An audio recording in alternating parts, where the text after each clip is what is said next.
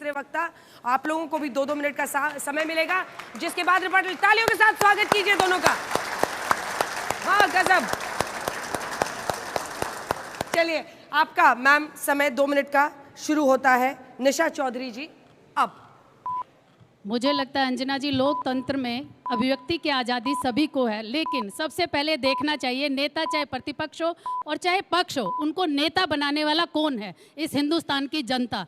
तो जहां इतने बड़े सदन में बैठकर ये बहस होती है, इतने बड़े बड़े मुद्दों पर बातचीत होती है, क्वेश्चनर होते हैं, वहां जा करके ऐसा हो सकता है कि समय अपनी दूरी के अनुसार ना मिले, उनको अपने अकॉर्डिंग ना मिले, ऐसा हो नहीं सकता। लेकिन विपक्ष की हमेशा आदत हो गई है, वो इसका सम्मान करना बंद कर दिया है। अगर कोई संवैधानिक संस्था है तो, अगर कोई न्यायपालिका का मुद्दा है तो, अगर कोई और मुद्दा है तो हमेशा ही सिर्फ नेगेटिव विचार रखना, सिर्फ नकारात्मक बातें करना, ये बिल्कुल गलत है। उनको समझना चाहिए कि संसद में एक एक मिनट कितना जनता का पैसा खर्च हो करके बहस शुरू होती है। अगर उन मुद्दों पर चर्चा नहीं होगी तो कैसे देश आगे बढ़ाने में उस चर्चा का एक सकारात्मक निर्णय निकलेगा। लेकिन विपक्ष ने हमेशा ही सिर्फ यही बोला है कि हमें बोलने नहीं दिया जाता। अगर बोलने नहीं दिया जाता तो इतने बड़े बड़े मुद्दों पर जहां सेना मुंह तोड़ जवाब देती है युद्धों में, वहां पर भी विपक्ष उस सेना का भी अपमान करने में पीछे नहीं रहता, वहां पर भी पाकिस्तान की तरफ लगने में पीछे नहीं रहता। तब बोलने की आज़ादी उनको कहां से मिलती है? क्या इस लोकतंत्र में इतनी आज़ादी है कि जब हमारे देश के सैनिक शहीद होते हैं तब हमारी ये विपक्ष की जनता भी, ये विपक्ष के नेता बजाय अपने देश के प्रति बोलने के, उस देश के प्रति बोलते हैं जिसने हमारे बच्चों की, जिसने हमारे जवानों की ऐसे लाशें बिछा दी हों। तो फिर कहते हैं कि बोलने का मौका नहीं दिया जाता। और जहां तक बोलने की बात है, अभी हमारे साथी ने बताया कि 100 मिनट बोले, 30 मिनट बोले, 32 मिनट बोले, लेकिन जब बोलते हैं तो बोलते ऐसे हैं कि जिससे कोई निर्णय नहीं निकलता।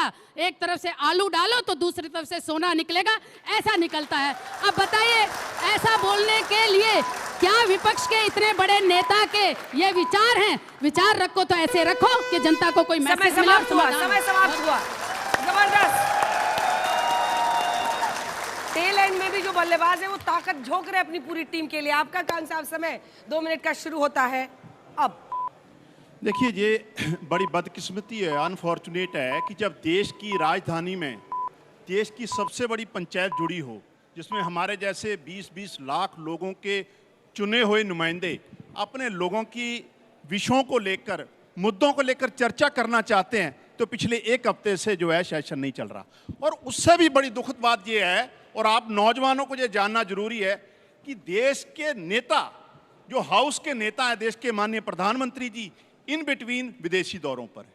प्रतिपक्ष के नेता, डेफिनेटली मैं मानता हूं, डेमोक्रेसी की खूबसूरती ये है कि प्रतिपक्ष को ज्यादा समय मिलना चाहिए, लेकिन वो भी उनकी जो अटेंडेंस है इन द हाउस, वो सारी सामने ऑन द रिकॉर्ड है। वो कितना सीरियस हैं देश के मुद्दों को लेकर। आज देश में हर तरफ कहीं बाढ़ आ रही है, कहीं नौजवान प्रोटेस्ट कर रहे हैं। तो विपक्ष के बहुत सारे सवाल हैं अंजना जी। जिस तरीके से जहां बात हुई सेना की, तो साहस की, हम लड़ाई जीत रहे थे, तीसरा मुल्क इंटरफेयर कर रहा है, और लड़ाई युद्ध रोकने की घोषणा तीसरा मुल्क कर रहा है। ये सवाल लोगों के सवाल हैं, महंगाई बढ़ रही है, लोगों के सवाल हैं। बिहार में देखिए, डेमोक्रेसी की सबसे बड़ी ताकत लोग हैं। अगर वोटर लिस्ट से बोनाफाइड लोग गायब हो जाएंगे, क्या ये मुद्दे चर्चा में नहीं आना चाहिए पार्लियामेंट में? लेकिन पार्लियामेंट नहीं चल रही। आज मैं अब 1 हफ्ते बाद, 7 दिन बाद अपनी पार्लियामेंट कॉन्स्टिट्यूंसी वापस जा रहा हूं, और मुझे दुख के साथ कहना पड़ रहा है, पूरा 1 हफ्ता मेरा खराब हो गया।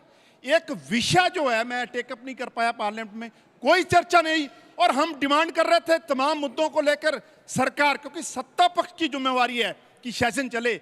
आज 1 हफ्ते बाद वही सत्ता पक्ष चर्चा करने को तैयार हो गया। क्यों 1 हफ्ता आपने खराब किया? 1 हफ्ता खराब करने के लिए कौन जिम्मेवार है? करोड़ों रुपया लोगों का खराब हुआ है। मुझे लगता है ये बदकिस्मती है हमारे मुल्क की कि ऐसे नेता, सदन के नेता और प्रतिपक्ष नेता समय समाप्त हुआ। जबरदस्त, दोनों ही तरफ से धुआंधार बल्लेबाजी हुई आखिरी राउंड में। आप दोनों अपनी जगह पर जा सकते हैं।